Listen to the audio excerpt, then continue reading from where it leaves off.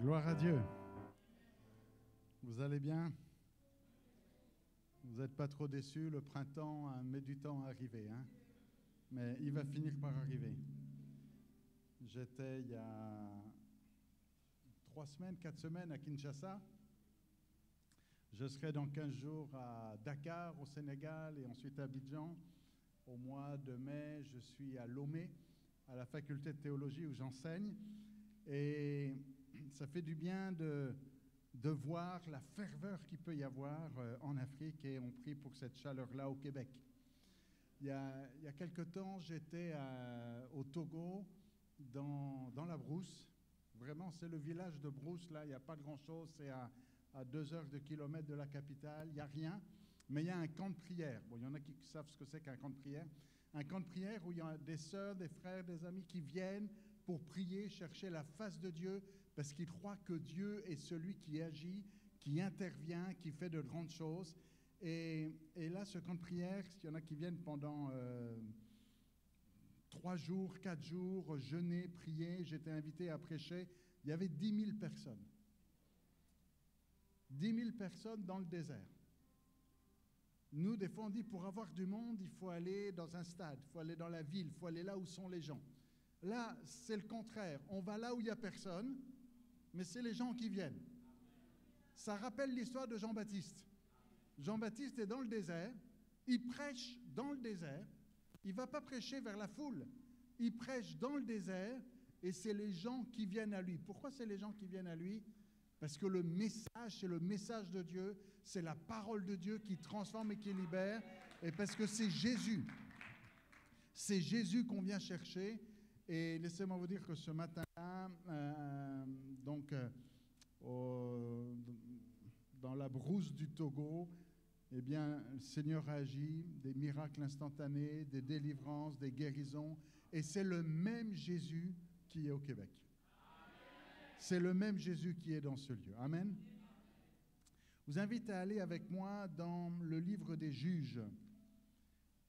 L'histoire d'un homme que vous connaissez certainement bien, Juges, chapitre 6.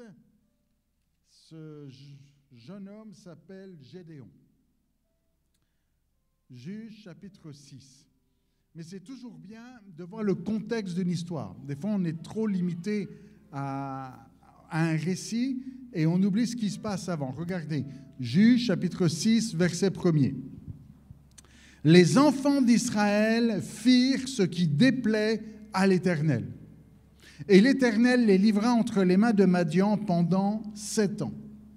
Ça commence parce que les enfants d'Israël, le peuple de Dieu, ceux qui connaissent le Dieu d'Israël, d'Abraham, d'Isaac et de Jacob, ceux qui connaissent le Dieu d'Israël font ce qui déplaît à l'Éternel. Et ça déjà, ça devrait nous mettre un petit peu comme un avertissement. Est-ce que nous faisons ce qui plaît à Dieu ou est-ce que nous faisons ce qui déplaît à Dieu? L'auteur de l'Épître aux Hébreux peut dire, sans la foi, il est impossible de lui être agréable, de lui plaire. Et si nous sommes là ce matin, si nous acclamons le Seigneur, si nous célébrons son nom, c'est parce que nous voulons lui plaire. Nous voulons faire monter vers lui une offrande d'odeur agréable. Et il est dit au verset 2, toujours Juges, chapitre 6, verset 2, « La main de Madian était puissante contre Israël. Pour échapper à Madian, les enfants d'Israël se retiraient dans les ravins, les montagnes, les cavernes, sur les rochers fortifiés. Quand Israël avait semé, Madian montait avec Amalek et les fils d'Orient, et ils marchaient contre lui. Ils campaient en face de lui, détruisaient les productions du pays, jusque vers Gaza, et ne laissaient en Israël ni vivre, ni brebis, ni bœufs, ni ânes. » C'est quelque chose de tragique. Vous avez le peuple ici qui travaille toute l'année. Et quand c'est le temps de récolter, eh bien, il y a ici les ennemis qui viennent, et les Madianites qui viennent prendre ce qui n'est pas à eux, qui viennent voler ce qui n'est pas à eux. Un petit peu comme si vous travaillez et puis quelqu'un vient prendre votre salaire. Vous avez mis des économies et on vient prendre tout ça. Et ils montaient avec leurs troupeaux, leurs tentes, ils arrivaient comme une multitude de sauterelles. Et c'est vraiment là l'image. Hein. Les sauterelles, c'est quand vous avez des sauterelles qui arrivent sur un champ, en quelques minutes, tout est mangé. Ils étaient innombrables, eux et leurs chameaux, et ils venaient dans le pays pour le ravager. Israël fut très malheureux à cause de Madian. Mais ça ne s'arrête pas là. Les enfants d'Israël crièrent à l'Éternel. Et quand on crie à l'Éternel, le psalmiste dit, quand un malheureux crie, l'Éternel entend. Les enfants d'Israël crièrent à l'Éternel. Et il est dit au verset 7, lorsque les enfants d'Israël crièrent à l'Éternel au sujet de Madian, c'est à ce moment-là. Des fois on dit, mais pourquoi ça a duré 7 ans? Parce que les enfants d'Israël n'ont pas crié plus tôt. Pourquoi ça a duré 7 ans? Parce que ça a mis 7 ans avant qu'ils se tournent vers Dieu. Ils ont fait ce qui déplaisait à Dieu, ils se sont détournés de lui, et leur cœur était tellement endurci que malgré la souffrance, que malgré la difficulté, que malgré les moments difficiles, ils attendent 7 ans avant de se tourner vers Dieu. N'attends pas 7 ans avant de revenir à Dieu. N'attends pas 7 ans avant d'aller chercher le secours de Dieu. Quand il y a un problème dans ta vie, attends pas que ce soit très grave. Il y en a qui disent « Ah, c'est un petit problème, il n'y a pas besoin de Dieu. » Même les petits problèmes confie à l'Éternel. Attends pas que ça s'aggrave. Attends pas que ce soit trop tard. Dis pas, bon, quand il sera mort, je prierai pour la résurrection. Prie pour la guérison avant la résurrection. Hein? Et n'attends pas que les choses s'aggravent. Et pareil dans ta vie. N'attends pas que ta communion avec Dieu s'aggrave. N'attends pas de t'éloigner trop loin. Mais dès que tu vois qu'il y a quelque chose qui déplaît à l'Éternel, qu'il y a quelque chose qui a besoin de réconciliation, qui a besoin de pardon. L'apôtre Jean est celui qui connaît bien Jésus. Il pourra même se considérer lui-même comme étant le disciple que Jésus aimait.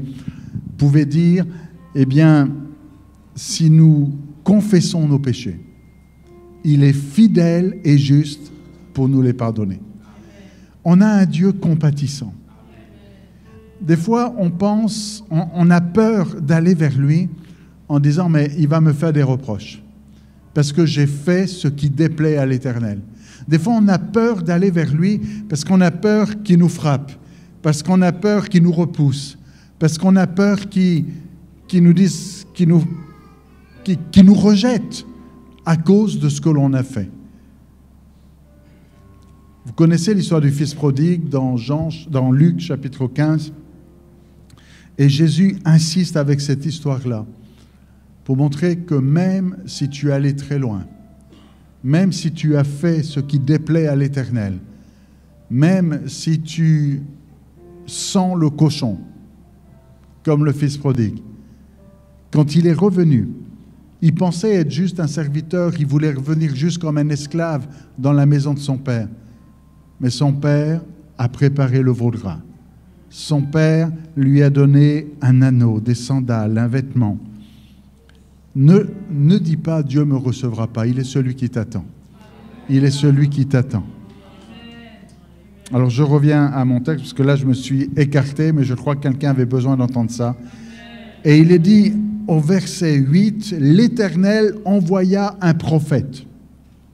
Et voyez-vous, quand il y a besoin d'une solution, quand on a besoin de Dieu, Dieu a envoyé un prophète.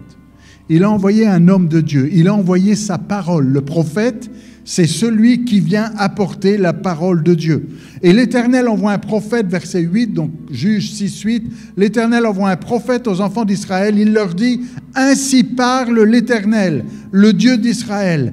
Je vous ai fait monter d'Égypte. Je vous ai fait sortir de la maison de la servitude. » Voyez-vous, le prophète vient rappeler ce que Dieu a fait. Et dans les temps les plus sombres et dans les temps les plus difficiles, il faut nous souvenir de ce que Dieu a fait pour nous. Autrefois, j'étais perdu.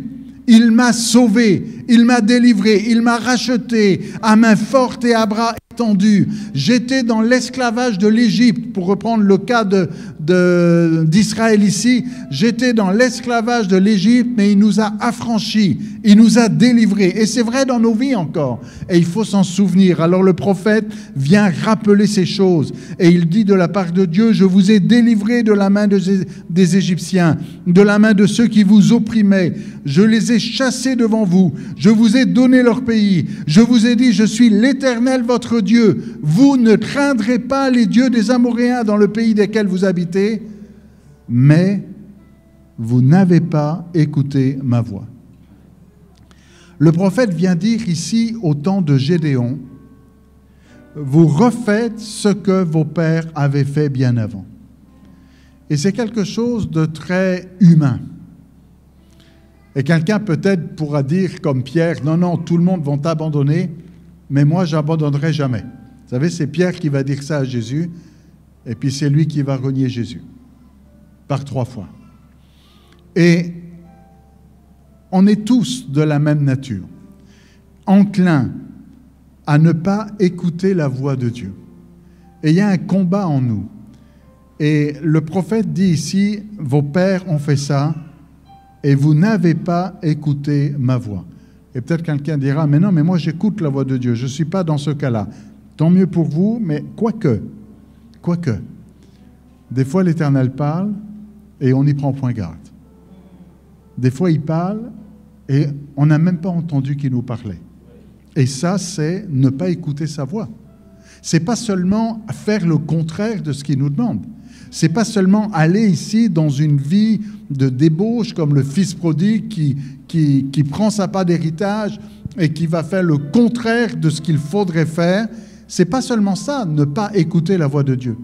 Ne pas écouter la voix de Dieu, c'est toutes les fois où vous n'avez pas fait ce que Dieu voulait que vous fassiez. C'est toutes les fois où Dieu avait un plan pour vous. Dieu avait des projets pour vous. Dieu voulait vous dire quelque chose et vous n'étiez pas disponible. Parce qu'il y avait une vidéo de petits chats sur TikTok qui était plus intéressante. Non? Et vous n'étiez pas disponible parce qu'on était trop occupés là. On n'avait pas le temps d'écouter Dieu.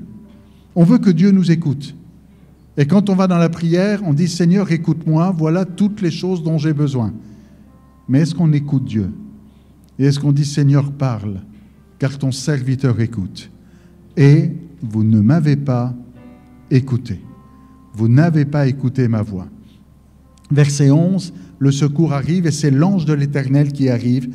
L'ange de l'Éternel arrive, il survint, il vint et il s'assit sous le térébinthe d'Ophra qui appartient à Joas de la famille d'Abiézer. Et Gédéon, son fils, battait du froment au pressoir pour le mettre à l'abri de Madian. Gédéon n'était pas résigné. Gédéon n'était pas en train de dire de toute façon, les Madianites vont tout prendre. Il dit, on va essayer d'en garder un peu, d'en cacher, de mettre à l'abri de Madian.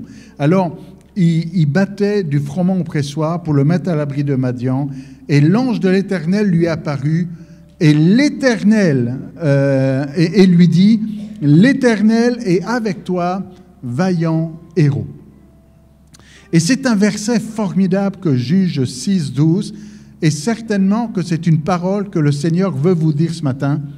L'Éternel est avec toi, vaillant héros. Nous, des fois, en français, on veut faire une liaison en disant vaillant zéro. Mais il n'a pas dit tu es un zéro. Il a dit tu es un héros. Des zéros, ça ne vaut pas grand-chose. Et on peut avoir beaucoup de zéros, 0 plus 0 plus 0 plus 0, ça ne vaut pas grand-chose. Mais si vous mettez un 1 devant beaucoup de zéros, ça vaut beaucoup, ça. Et Jésus, c'est le 1. Si nous sommes tous les zéros et le 1 est devant, ça fait beaucoup. Vaillant héros, l'Éternel est avec toi. Et Gédéon est dans le mode « vous n'avez pas écouté ». Il vient d'entendre une parole claire. L'Éternel est avec toi. Mais il n'a pas écouté ce qu'il vient d'entendre, puisqu'il dit « Ah, mon Seigneur, si l'Éternel était avec nous ». Il remet en cause, il ne croit pas la parole qui vient de lui être adressée. L'ange de l'Éternel lui dit « L'Éternel est avec toi, Gédéon ». Et Gédéon dit « Non, non, ça si c'était vrai, si l'Éternel était avec nous ». Et c'est pas ce qu'il faut faire ce matin. Et trop souvent, la parole de Dieu nous dit quelque chose, et nous on met un « mais ». Mais, si c'était vrai, la parole de Dieu est vraie. Et quand l'ange de l'Éternel dit « l'Éternel est avec toi », c'est parce que l'Éternel est avec Gédéon. Et quand l'ange de l'Éternel dit « tu es un vaillant héros », même si toi, Gédéon, tu penses être petit, tu penses être misérable, tu penses ne rien valoir, si l'Éternel dit que tu es un héros, tu es un héros. De la même manière ce matin, si quelqu'un dans ce lieu dit « moi, je ne suis pas grand-chose », moi, je ne suis pas un bon chrétien. Moi j'ai fauté. Moi, j'ai fait des choses, pasteur, si vous saviez. Moi, je suis très mauvais chrétien. Mais si Dieu dit que tu es un héros, tu es un héros. Si Dieu dit que tu as de la valeur, tu as de la valeur. Ne dis pas je vaux rien. Ne dis pas je compte pas. Ne dis pas j'ai pas d'importance. Si Dieu dit que tu es important, tu es important. Gédéon dit, mais mon Seigneur, si l'Éternel est avec nous. Et c'est terrible de remettre en cause ce que Dieu dit. Ça, c'est ce que le diable fait. C'est la spécialité du diable. D'ailleurs, il a commencé comme ça, dans le jardin d'Éden, où il vient voir Ève et dit, Dieu a-t-il réellement dit, vous mourrez. Il vient remettre en cause la parole de Dieu. Dieu a dit, si tu manges, tu mourras. Mais le serpent vient dire, est-ce que Dieu a vraiment dit? Ben oui, il l'a dit. Mais il remet en cause. Jésus est baptisé par Jean-Baptiste dans le Jourdain. Le ciel est ouvert. Une voix se fait entendre. Celui-ci est mon fils bien-aimé. Quelques heures après, Jésus est dans le désert et le diable vient le tenter en disant « Si tu es le Fils de Dieu ». La voix du ciel a dit « C'est mon fils », mais Satan vient dire « Si c'est vrai ça, si tu es le Fils de Dieu ». Et voyez-vous, le diable viendra toujours mettre du doute par rapport à la parole. Dieu dit, et le diable vient nous dire, est-ce que c'est vrai ça? Dieu a-t-il réellement dit? Est-ce que tu es vraiment un vaillant héros, Gédéon? Est-ce que l'Éternel est vraiment avec toi, Gédéon? Ah, si l'Éternel était avec nous! Et ce matin, en considérant l'histoire de Gédéon, on a des leçons à prendre pour nous. Ne remettons pas en cause la parole de Dieu. Ce qu'elle dit, c'est vrai. Si la Bible dit que je suis vainqueur, je suis vainqueur. Si la Bible dit que je suis plus que vainqueur, je suis plus que vainqueur. Si la Bible dit que je suis fort, je suis fort. Et je ne peux pas dire que je suis faible, petit et misérable, mais je suis fort parce que la Bible me dit que dans le nom de Jésus, que par le sang de Jésus, je suis fort. Si l'Éternel était avec nous, pourquoi toutes ces choses nous sont-elles arrivées? Ça, c'est la logique de Gédéon. Gédéon regarde le malheur dans lequel il est et il dit, mais si Dieu est avec nous, pourquoi il y a toutes ces choses malheureuses qui nous arrivent? Vous savez, des fois, il y a des questions qui sont dangereuses. Et souvent, quand on passe par un temps de malheur, peut-être quelqu'un passe par la maladie, par le deuil, par la souffrance, par l'injustice, par la persécution, et on se dit, mais si Dieu est avec moi, pourquoi ces choses m'arrivent?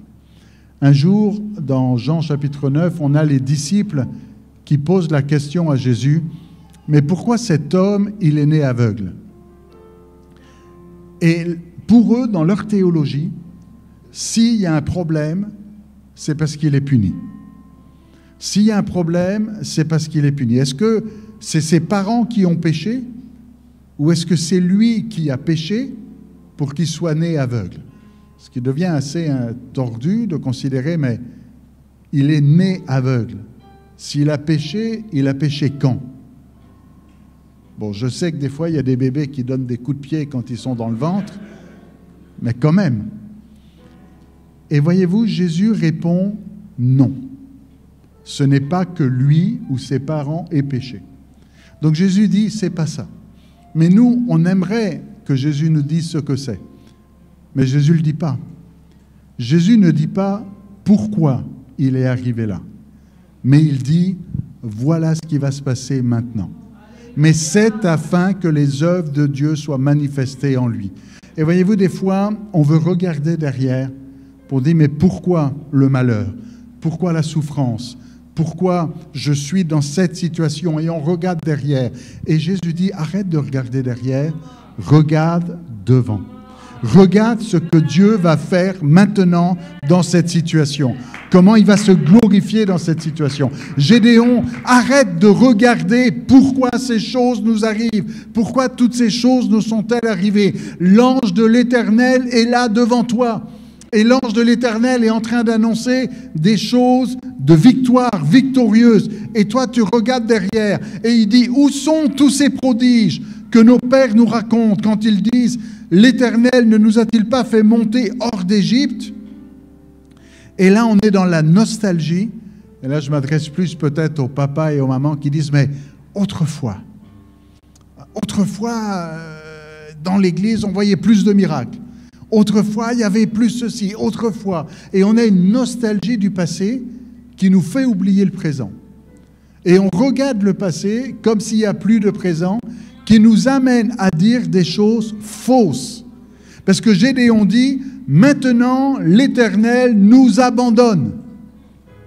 Et vous comprenez l'absurdité de la situation. Il y a quelque chose d'absurde ici.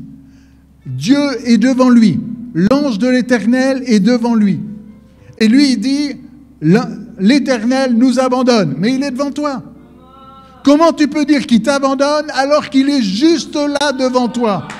Comment tu peux dire qu'il n'est pas avec toi alors qu'il est juste là devant toi? Mais il ne le voit pas, il ne le comprend pas. Et sa tristesse, eh bien, l'amène à dire des choses fausses. Dans la douleur, on peut dire des choses fausses. Marthe et Marie vont faire des reproches à Jésus parce que Lazare est mort. Jésus, si tu étais venu plus tôt, notre frère ne serait pas mort. Et souvent, dans les temps de souffrance, on a la réaction de faire un reproche à Jésus. Mais Jésus, je veux dire, le reproche est toujours faux, hein? Quand vous reprochez quelque chose à Jésus, vous avez toujours tort. Je n'ai pas le temps de le développer, mais quand elle dit « si tu étais venu plus tôt, mon frère ne serait pas mort », c'est faux. C'est faux. Et Jésus est venu pour ressusciter Lazare. Et c'est ça qui compte. Ce n'est pas ce qui s'est passé avant, c'est ce qui va se passer maintenant. Quand les disciples sont dans la tempête, ils font des reproches à Jésus. Jésus, ne t'inquiètes-tu pas de ce que nous périssons? Il reproche à Jésus de ne pas s'inquiéter. C'est spécial comme reproche. Est-ce que vous reprochez à Dieu, Seigneur, pourquoi est-ce que tu t'inquiètes pas plus? Pourquoi Dieu devrait s'inquiéter? C'est Dieu. Il n'y a rien qui va le faire trembler. Il n'y a rien qui lui fait peur. Il n'y a rien qui l'inquiète. Son trône est inébranlable. Mais quand nous, on est dans un temps de doute, dans un temps de souffrance, on a des paroles qui sont complètement fausses et erronées. Le diable vient mettre le mensonge. Et pire encore, on peut faire des reproches injustes à Dieu alors qu'il est juste là, à nous tendre la main et à dire « L'Éternel est avec toi, Gédéon, tu es un vaillant héros. » Verset 14, l'Éternel dit « Va avec cette force que tu as. » Et ça m'a toujours rendu perplexe un petit peu cette déclaration, surtout le « cette force que tu as ». Ici, on a quelque chose de défini. C'est pas « va avec une force », mais « va avec cette force ». Mais ça fait référence à quoi? Gédéon vient de dire, l'Éternel nous abandonne. Gédéon vient de dire, je ne suis pas grand-chose. Et l'Éternel lui dit, va avec cette force. Et c'est quoi la force ici que Gédéon a? C'est la parole que l'Éternel lui a dit, l'Éternel est avec toi. Et quand tu réalises que l'Éternel est avec toi, tu es fort. Il y a une force avec toi. Et n'est-ce pas moi, va avec cette force que tu as et délivre Israël de la main de Madian, n'est-ce pas moi qui t'envoie? L'Éternel utilise Gédéon pour délivrer Israël. Mais c'est l'Éternel qui délivre. Mais ça passe par Gédéon. Le secours vient de Dieu, mais il passe par Gédéon ici. Et c'est quelque chose qu'il faut comprendre aujourd'hui encore, parce que des fois, on veut éviter certains intermédiaires. Et de dire, moi, je veux que Dieu me parle directement. Je ne veux pas qu'il y ait un homme de Dieu qui parle. Je ne veux pas une prophétie. Je veux que le ciel s'ouvre et que Dieu me parle directement. Et il y en a qui veulent dire, moi, je veux la même chose que Paul. Il est sur le chemin de Damas, le ciel s'ouvre, il y a une grande lumière, il entend une voix, Saul, Saul, et il dit voilà, et il parle directement avec Jésus. Et aujourd'hui, il y a des chrétiens qui veulent ce genre de connexion, mais qu'ils ont oublié comment ça fonctionne l'histoire de Paul sur le chemin de Damas. Ils ont oublié toute l'histoire. Parce que quand Paul pose une question à Jésus, et Paul dit à Jésus, Seigneur, que veux-tu que je fasse? Et Jésus lui dit, je ne te le dis pas, mais quelqu'un viendra te le dire. Il est là en contact direct avec Jésus, il parle avec Jésus directement, et Jésus lui dit, quelqu'un viendra te le dire. Entre dans la ville et on te dira ce que tu dois faire. Et c'est un simple disciple, même pas un apôtre, même pas un prophète, un simple disciple qu'on n'avait jamais entendu parler. Il s'appelle Ananias. On dit, mais quand même, pour l'apôtre Paul, on aurait pu envoyer Jacques, on aurait pu envoyer Pierre, on aurait pu envoyer quelqu'un qui a connu Jésus, là, parce que c'est l'apôtre Paul. Non, c'est un simple disciple. Et ce simple disciple arrive et dit, mon frère, le Jésus qui t'est apparu m'est apparu aussi. Et je suis venu pour t'imposer les mains afin que tu reçoives le Saint-Esprit. Et il va dire à Paul ce que Jésus veut que Paul fasse. Et plus tard, quand Paul va raconter cette histoire-là, eh bien, devant le roi Agrippa, il va dire « Jésus m'a dit ». Vous relirez comment Paul raconte ça devant Agrippa. Il ne va pas dire « Ananias m'a dit ». Il va dire « Jésus m'a dit ». Alors oui, c'est Ananias qui a parlé, mais pour Paul, c'est Jésus qui lui a parlé. Et de la même manière, aujourd'hui encore, Dieu se sert d'hommes et de femmes. Et ça peut être des simples disciples, pas forcément le grand apôtre, le grand pasteur. Et des fois, tu dis, mais Seigneur, parle-moi. Et il a mis un frère à côté de toi, et il a mis une sœur à côté de toi, qui t'a donné une parole. Tu dis, non, non, ça, c'est pas ça que je veux. Seigneur, je veux pas écouter la sœur, là. C'est toi que je veux écouter. Mais le Seigneur est en train de te parler, au travers de la sœur, au travers du frère. Et on n'y prend point garde. Alors, Dieu lui dit, va avec cette force dont tu es rempli. Va avec cette force que tu as. Et là encore, Gédéon n'entend pas et ne comprend pas. Puisqu'il dit, ah mon Seigneur, avec quoi délivrerai-je Israël? Ma famille, c'est la plus pauvre en Manassé.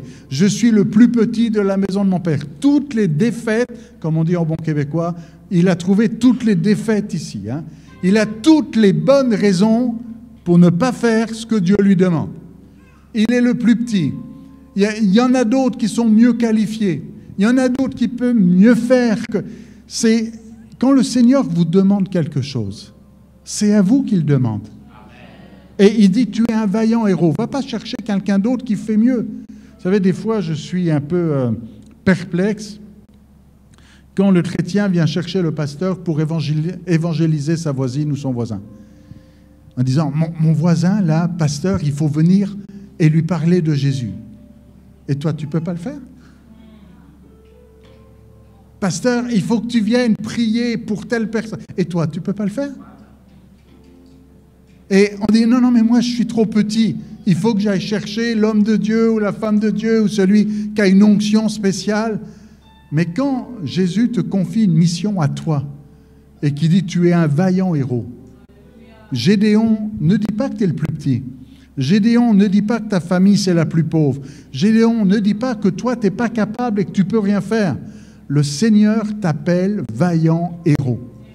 Et il a dit, c'est toi qui vas délivrer Israël. Mais Gédéon, il dit, mais moi, délivrer Israël? Non, en fait, c'est Dieu qui va délivrer Israël, mais il va se servir de toi. Verset 16, je serai avec toi et tu battras Madian comme un seul homme. Et quand on réalise que Dieu est avec nous, tout est possible. Avec Dieu, nous ferons des exploits. Jésus a dit à la toute fin de l'Évangile, allez, faites de toutes les nations des disciples, en les baptisant au nom du Père, du Fils, du Saint-Esprit, on connaît tout ça. Il dit, enseignez-leur à observer tout ce que je vous ai prescrit, mais il dit aussi, et voici, je suis avec vous tous les jours jusqu'à la fin du monde. Et quand on réalise que Jésus est avec nous, mais tout est possible. Que personne ne dise, mais moi je suis trop petit. Que personne ne dise, mais moi je n'ai pas de puissance. Mais moi je n'ai pas une onction apostolique. Mais moi je n'ai pas ceci, je n'ai pas un titre. Mais moi je n'ai pas d'études en théologie. Mais moi, si le Seigneur te donne une mission et s'il lui dit que tu peux, tu peux. Il y a un gars, il vivait dans les cimetières, possédé d'une légion de démons. Ça fait beaucoup. Il rencontre Jésus. Jésus le délivre. Et il dit à Jésus, Jésus, je veux te suivre. Et Jésus dit non, j'ai autre chose pour toi. Pourtant, c'était un bon plan. Jésus, je veux marcher avec toi, je veux te suivre. Et Jésus dit non, tu vas aller dans ta famille raconter ce qui s'est passé. Cet homme, il a passé juste quelques heures avec Jésus. Et il devient l'un des premiers missionnaires ou évangélistes du Nouveau Testament.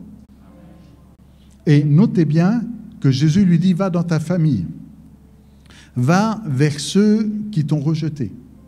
S'il se retrouve à vivre dans les cimetières, c'est parce qu'on l'a rejeté. On voulait plus. La seule solution qu'ils avaient pour lui, c'était de l'enchaîner, de mettre des chaînes et d'essayer de l'enfermer. Et il dit, tu vas voir les gens qui t'ont fait du mal. Et tu vas leur dire le bien que moi je t'ai fait. Et tu vas leur faire du bien.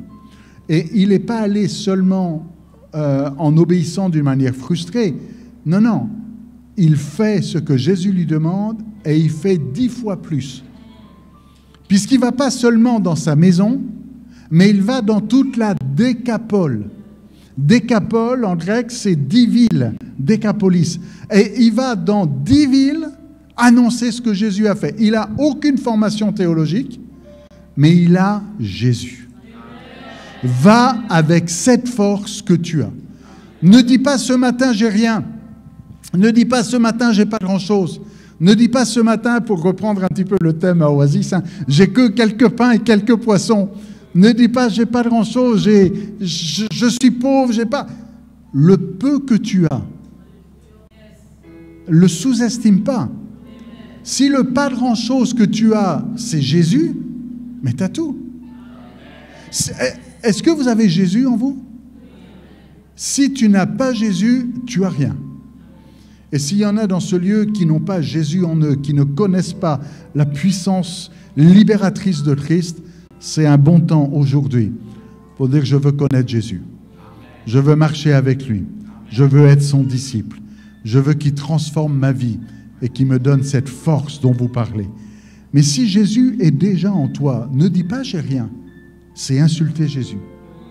Si Jésus est en toi et tu dis « j'ai aucune force », C'est dire que Jésus n'a pas de puissance. Si Jésus habite en toi et tu dis « je ne suis pas capable, je n'ai pas d'autorité », c'est que tu sous-estimes l'autorité de Jésus. Si Jésus habite en toi, mais tout est possible. Parce que tu as une force, tu as une puissance, tu as une autorité. Va avec cette force que tu as. Va avec cette force que tu as. J'ouvre une parenthèse ici parce que je passe sur certains détails ici, mais à un moment donné, Gédéon doute encore et il va demander une toison. Il va dire, Seigneur, si c'est vraiment toi, si tu veux vraiment que je délivre Israël, et on ne va pas faire de cette histoire-là de toison un exemple biblique. C'est un contre-exemple. C'est ce qu'il ne faut pas faire. J'espère qu'il n'y a pas des spécialistes de la toison ce matin. On va essayer de corriger ça. Parce que la toison, c'est ne pas croire, dans ce cas ici, ce que Dieu a dit. L'ange de l'Éternel lui dit, tu vas délivrer Israël, et il va dire, je ne te crois pas, prouve-le-moi. Ce n'est pas une bonne attitude, ça. La bonne attitude, c'est, je crois. Mais il dit, si c'est vraiment toi, alors il prend une toison. Une toison, c'est-à-dire, il prend un morceau de laine, là, comme c'est ça, de la laine brute ici, qu'il va mettre par terre, et il va dire, la nuit, il y a la rosée. Alors, s'il y a juste la toison qui prend l'humidité et que toute la terre est sèche, je saurai que c'est toi. Et effectivement, c'est ce qui s'est passé. La toison a gardé l'humidité et toute la terre est sèche. Et là, Gédéon dit, je ne crois pas, encore. Est-ce qu'on peut faire le contraire? Que la toison reste sèche et que toute la terre soit humide. Et c'est ce qui se passe. Dieu a pitié de nous lorsque nous demandons une toison. Il a pitié de notre manque de foi. Mais celui qui a la foi croit ce que Dieu dit du premier coup. Il n'a pas besoin de demander une preuve. C'est insultant. C'est un manque de foi. Et Gédéon ici, on est dans le contexte de l'Ancien Testament, il n'y a pas le Saint-Esprit comme on l'a aujourd'hui. Aujourd'hui, en plus, nous avons le témoignage du Saint-Esprit en nous, qui vient nous attester que c'est la vérité, que cette parole est vraie. Et on n'a pas... Donc, ne soyez pas des spécialistes de la toison, ça c'est pour les enfants. C'est pour ceux qui ne croient pas la parole. Mais vous croyez simplement quand Dieu dit « tu es un vaillant héros », quand Dieu dit « tu vas délivrer », c'est qu'il va se passer ainsi. Quand Dieu dit « crois simplement ce que Dieu dit ». Je reviens à cette histoire de contexte.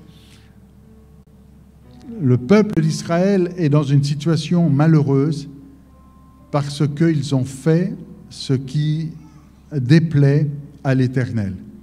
Et une des premières choses que Dieu va demander à Gédéon, verset 25, « Prends le jeune taureau de ton père et un second taureau de 7 ans, renverse l'autel de Baal qui est à ton père. » Il dit, dans la maison de ton père, il y a un autel pour des faux dieux.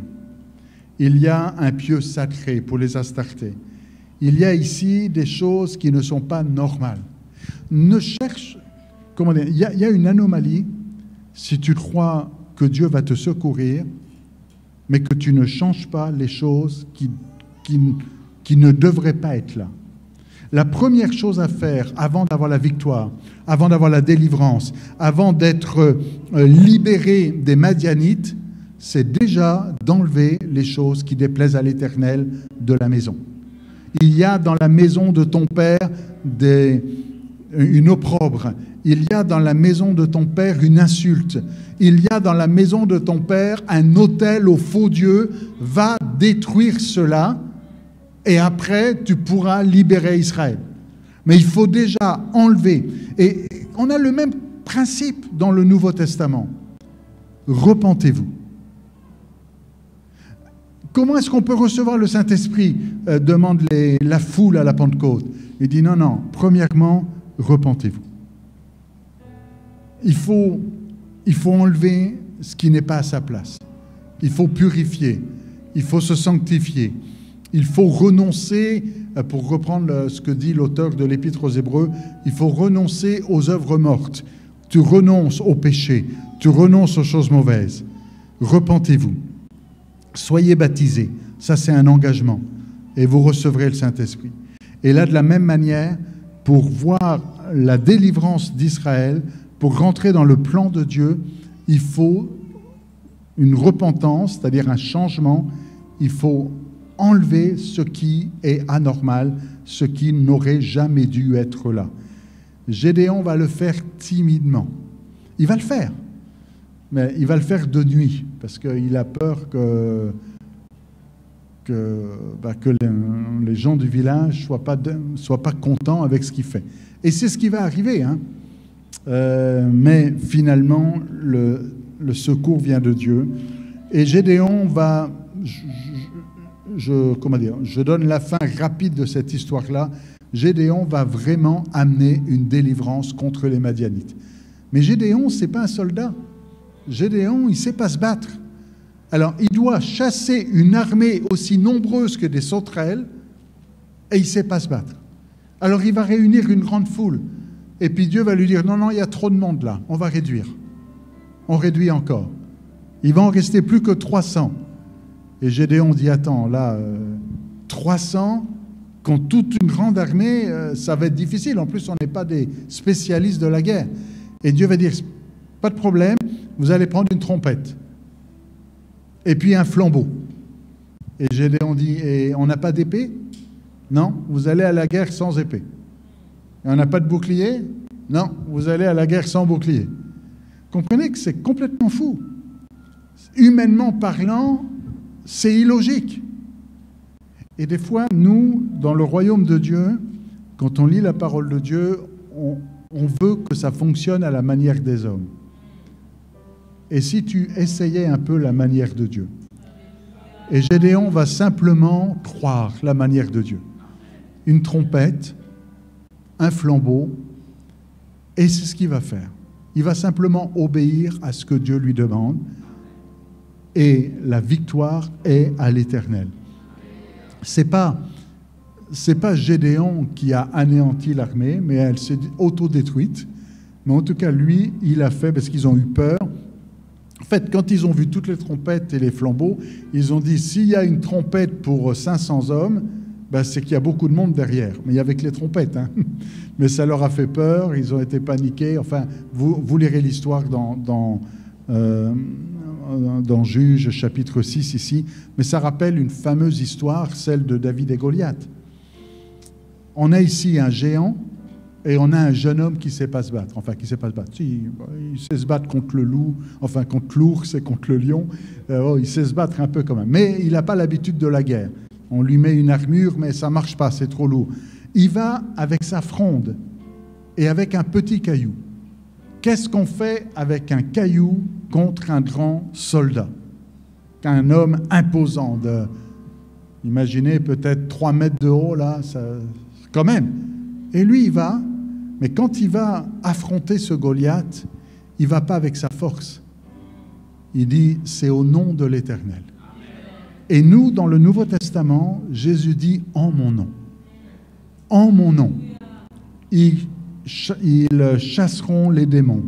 En mon nom, ils guériront les malades. En mon nom. Et c'est dans le nom de Jésus. Et quand Dieu nous dit ce matin, et je conclus avec ça, tu es un vaillant héros. Va avec la force que tu as. La force que tu as, c'est le nom de Jésus. C'est pas toi qui guéris. C'est pas toi qui secours. C'est pas toi qui fais de grandes choses. C'est Jésus qui fait de grandes choses. Mais ne sous-estime pas la puissance du nom de Jésus. Ne sous-estime pas la force que tu as. Va avec la force que tu as. Jérémie, chapitre 1er, verset 7. L'Éternel dit à Jérémie, ne dis pas, je suis un enfant. Arrête de dire « je suis trop petit » comme Gédéon. Ne dis pas « je suis un enfant ».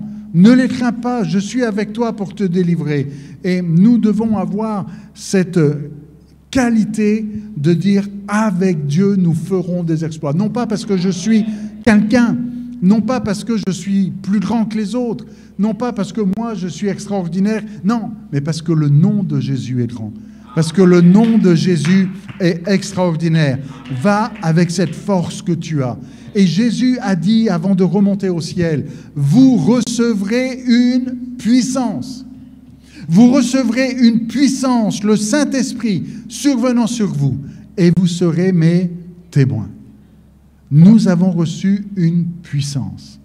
Et dans Romains chapitre 8, verset 11, c'est l'apôtre Paul qui dit ça aux Romains.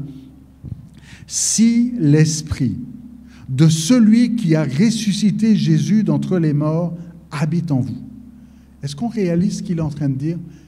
Il dit, l'esprit qui habite en toi, c'est l'esprit qui a ressuscité Jésus d'entre les morts. Quand Jésus était au tombeau, le diable a cru gagner. Et laissez-moi vous dire que le diable avait entendu les paroles quand Jésus disait « je vais ressusciter ». Et il dit « on va tout faire pour que ça n'arrive pas ». Il y avait toute la puissance de l'enfer qui était là pour garder Jésus au tombeau. Mais l'Esprit qui a ressuscité Christ d'entre les morts, qui a vaincu toute autorité et toute puissance, c'est ce même Esprit qui habite en nous. Ne dis pas « j'ai rien ce matin ». Tu as la force, la puissance. Vous recevrez une puissance. Tu as le nom de Jésus. Alors, ne cherche pas d'excuses, ne cherche pas de défaite, mais dis simplement « Seigneur, je crois ». Et rentre dans les œuvres qu'il a préparées. Ne dis pas « il y a des gens plus qualifiés qui, eux, vont parler de Jésus à mon travail ». C'est toi qui es là, c'est pas eux. Ne dis pas, il y a des gens plus qualifiés qui vont parler de Jésus dans mon école, dans mon université. Il y a des gens qui sont plus qualifiés qui vont parler de Jésus dans ma famille ou qui vont parler de Jésus dans ma rue, là où j'habite. Jésus t'a confié une mission. Va avec cette force que tu as. Tu n'as pas d'excuse, tu n'as pas de prétexte. Tu as une force.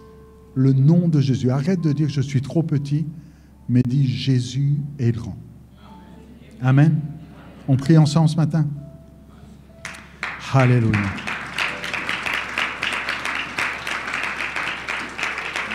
Alléluia. Alléluia.